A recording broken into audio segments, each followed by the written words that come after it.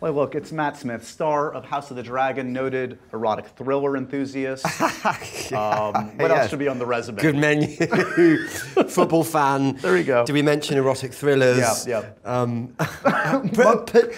particularly 90s erotic thrillers. Right. Do you know what, did we mention Slither that time? We must have. If not, we should devote this whole hour to Slither. Yeah. That was Tom Berenger, William Baldwin, Sharon Stone. Yeah. I know this way too well. Yeah. You found a partner here. It'd be weird to watch them together though, wouldn't it? A weird film club. Welcome back to the podcast. Yeah, thanks for the goblet. Well, he brought his own, guys. That's his. Here's one I made earlier. So it's good to see you. Most importantly, it's good to see you in person. So let's start just on House of the Dragon, because you're back in the center of the cultural zeitgeist. Congratulations. Is it a relief when something like this drops and the reviews are good and people are receptive? Because, as you well know, it can go either way. Yeah, I mean, it's always a relief when anything drops and the reviews are, not horrendous. I've been on both sides of the coin, even recently. I don't know what you're referring to.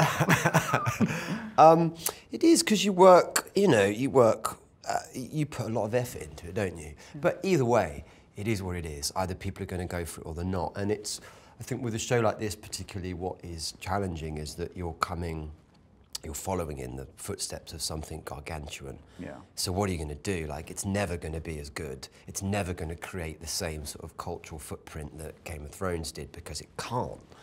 So it was always going to be, but thus far, people, at least people I've talked to, close to me, seem to have enjoyed it, and that's usually a good sign. I don't know if you've been like attuned to different kinds of people's reaction, but just to name drop for a second, I was just in Toronto and interviewed Kit Harington, who's been watching. Oh yeah. And it was very kind. And really? It was was he? Yeah, absolutely. He said he went in he felt weird about it, and then he realized a couple episodes in oh, they're doing their own thing, and yes, it has some of the trappings, but this works on its own. Yeah. And that's a high compliment. Well, and I mean, the truth is, without the performances of Kit, Amelia, all of those guys, Richard, Sean, all those great actors who were in it, we wouldn't stand a chance. They did the bulk of the work for us, really, because they've created this zeitgeist that you talk about. It's whether or not we can continue to deliver something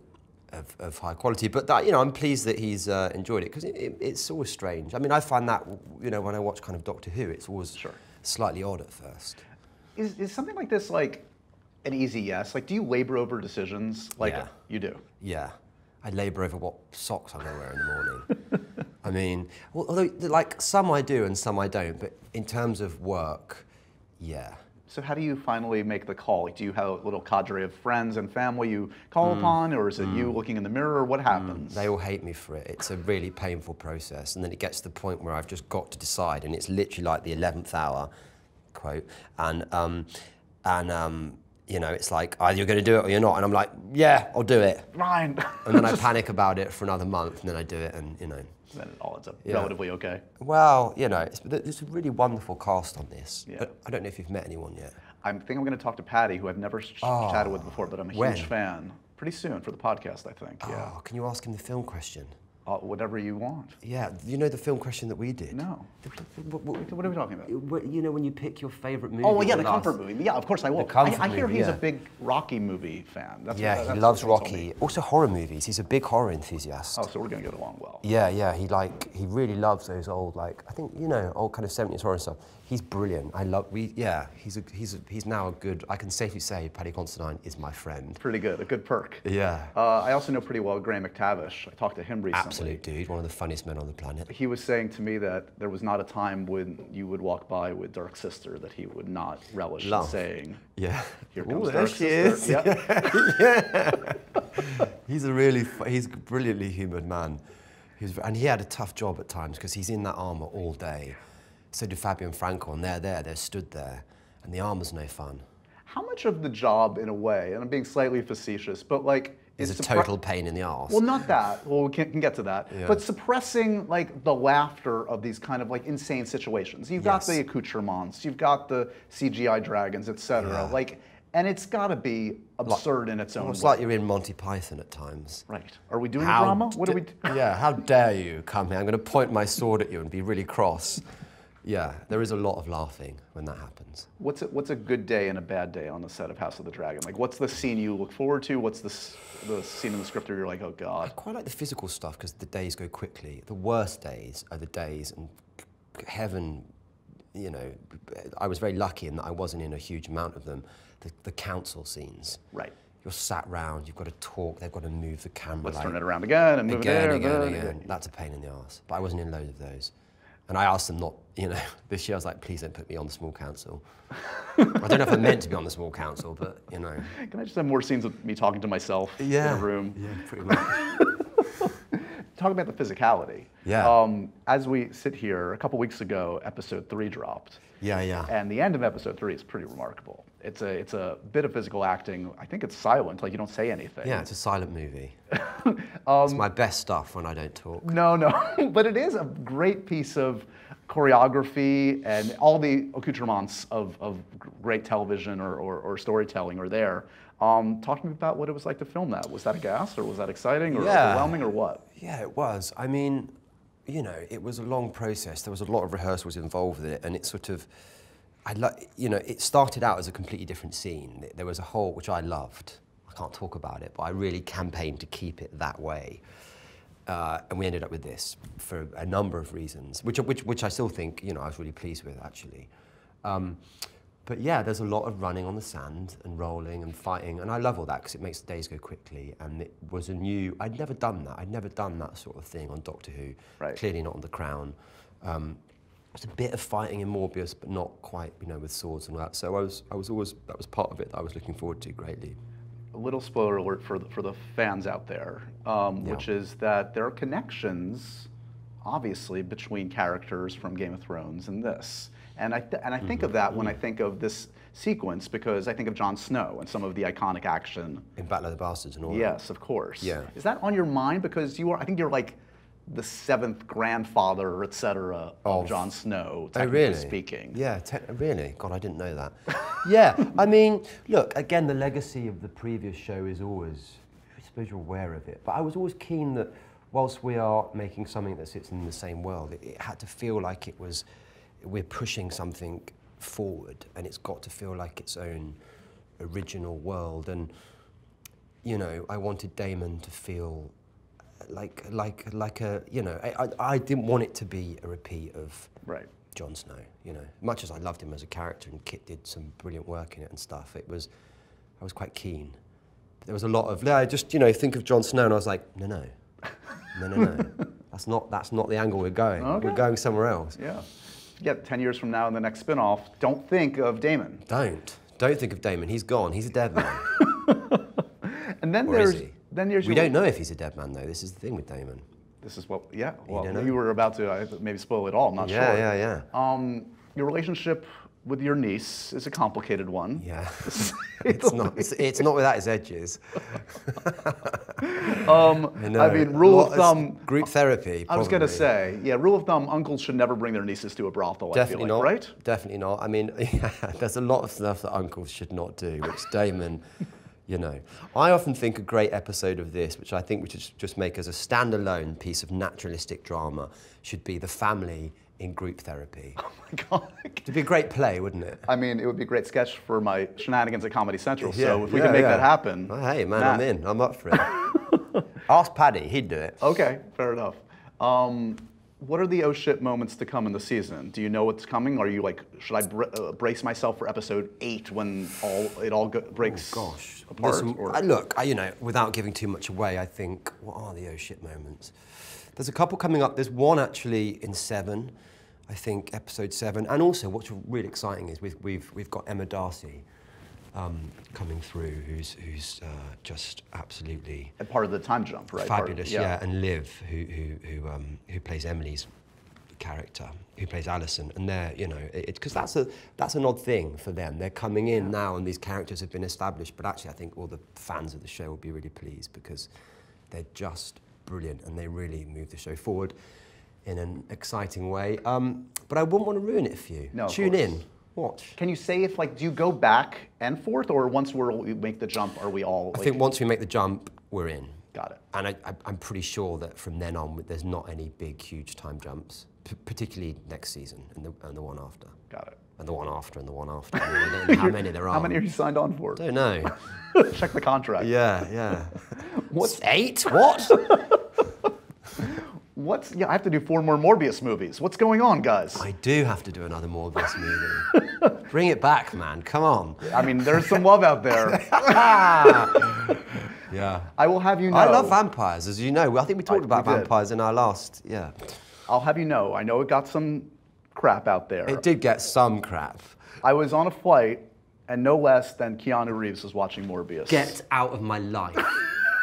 You are joking. Not only that, I was eavesdropping. I was kind of like spying on him. He was I watching. love Keanu Reeves. I mean, who doesn't? I love Keanu Reeves. He was watching Morbius and A Clockwork Orange back to back. That was his double feature. Because he's an absolute legend of man. That's what I wrote to my friends. I was like, this is the perfect double feature. I love this man. What a movie star. Like, there's that great. I love playing movie star actor. I don't know if you've ever played that. No, should we play? What is this? Well, Keanu Reeves, is he a movie star or is he an actor? Oh. And then you go, I mean, I don't, you know, that's what you know, movie star actor. It's great, it's good fun. Are you allowed to, but what, Matt Smith, movie star actor? Actor. Okay. So. Okay. Harrison Ford. Movie star. Yeah. Daniel Radcliffe. Actor. Yeah. Yes, and it goes on and on, you know. Great. It's good fun. I just saw Weird Al, the Weird Al movie too. Oh yes, where he's got the fuzzy hair. So good. Yeah, he's good. It's good, isn't it, Daniel? He's managed, you know, he's the template for what you do with that situation. He's done something really brilliant, actually. Yeah, and just done some really interesting things. I think that Escape from Pretoria looks quite good as well. Yeah. Well, but Keanu, let's get back to Keanu. We could, I mean, what's the Mount Rushmore on Keanu? What's your Point Break? Yeah, Point Break. Yeah. I watched Hot Fuzz again the other day, actually, and there's that great moment where Nick Frost at the end. I mean, I'm not sure if you've ever seen Hot Fuzz. Of course. Yeah, and he does that. Who are you talking to? Yeah, I mean, Keanu. Look, we've got My Own Private Idaho. Yeah. I love, again, I watched the other day. I watched Constantine because I love the devil, all that sort of stuff.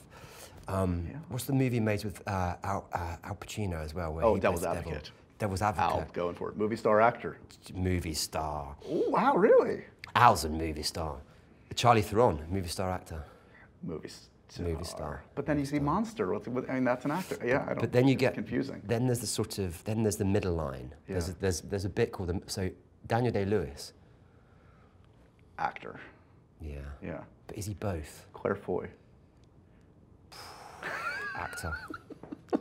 Actor, I think. You know, I just. But if she wanted to be a movie star, she could be. Well, she is. But, for those playing the drinking game, it's late to come. Like, it's like 10, 15 minutes into the conversation where you had to do a shot. Yeah. Claire Foy came up. Yeah. Oh, yeah. Claire Foy. Yeah, Claire Foy. Just legend. She just falls into legend. Legend. And I spent time with a legend. Like, I saw her 5 consecutive days. Terrible. You must have been at tired. a film festival. No. Just recently? Like 2 weeks ago. With that movie she's just done? I was at the Telluride Film Festival. And that looks good. Oh my gosh. Is it great? Yeah. She's going to win an Oscar. I don't want to jinx it. You said it here first. It does look good. It's got what a cast. Oh Ben my gosh, Whishaw Jesse as well. Buckley. Whishaw could get nominated too. He's movie the only star actor. Actor. Yeah, an amazing one. Yeah. Good game, isn't it? This is a good game. What an actor, though. Who are do you have a short list of actors that like?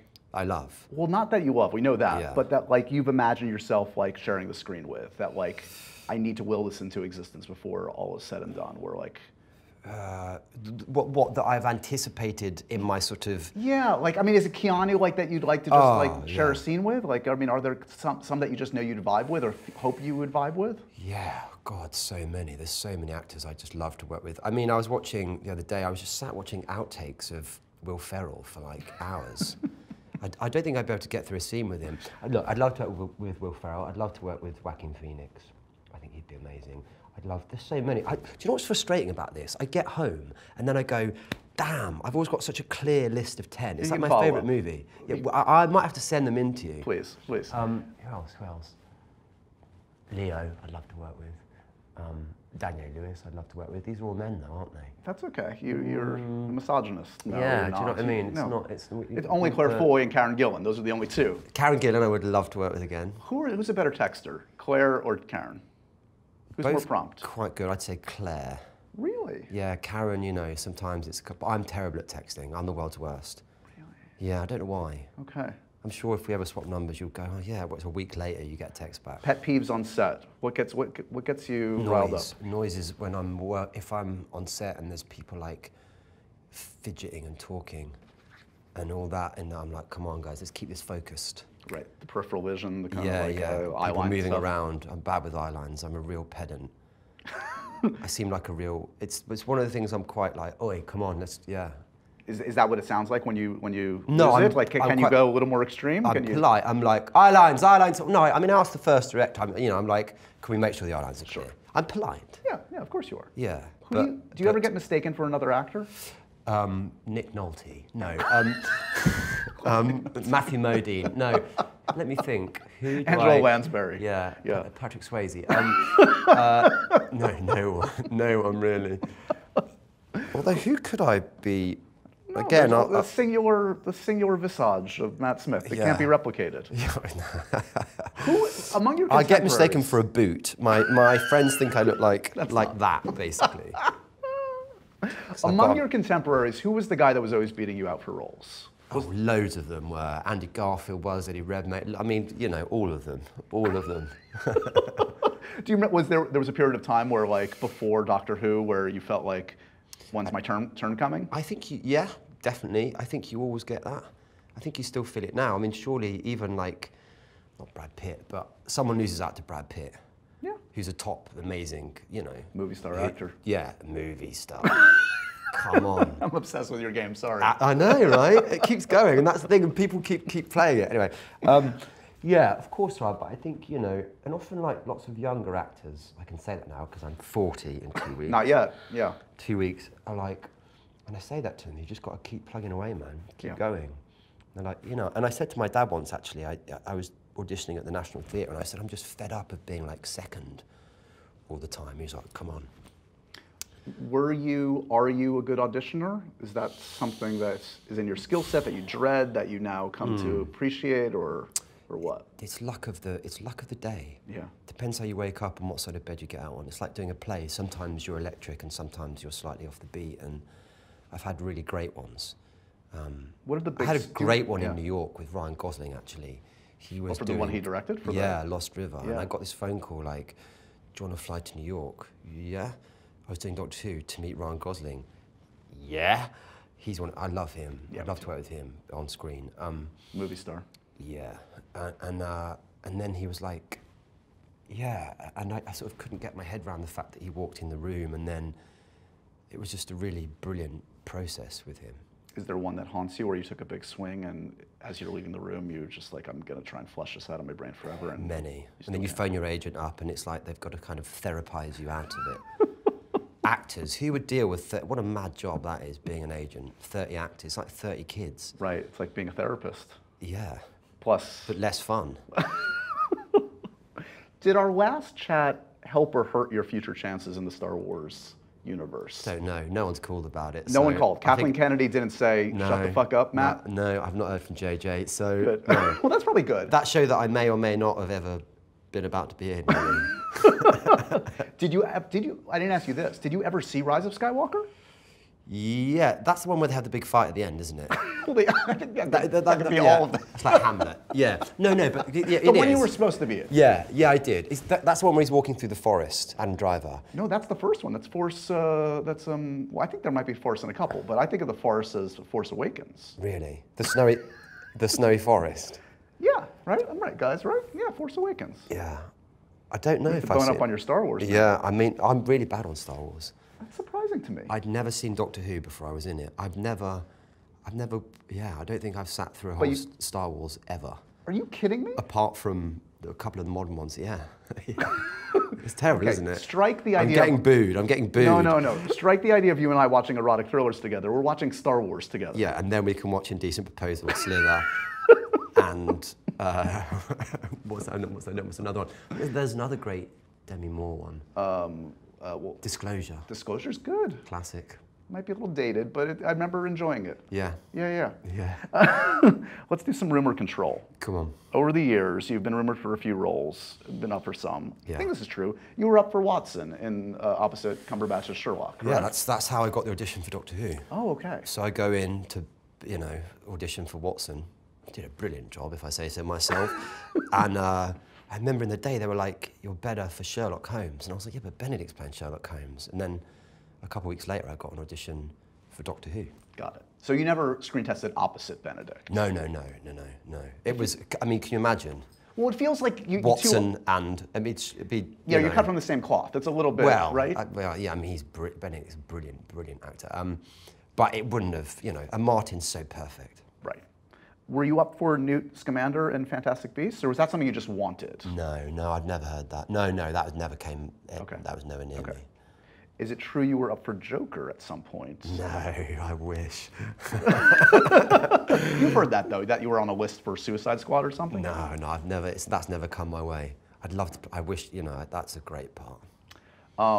Did you vibe with Jared, speaking of Joker? I mean, he's got an unusual approach. Look, Jared has a very, sort of, it's like he's a method actor. Yeah. So I found it quite entertaining.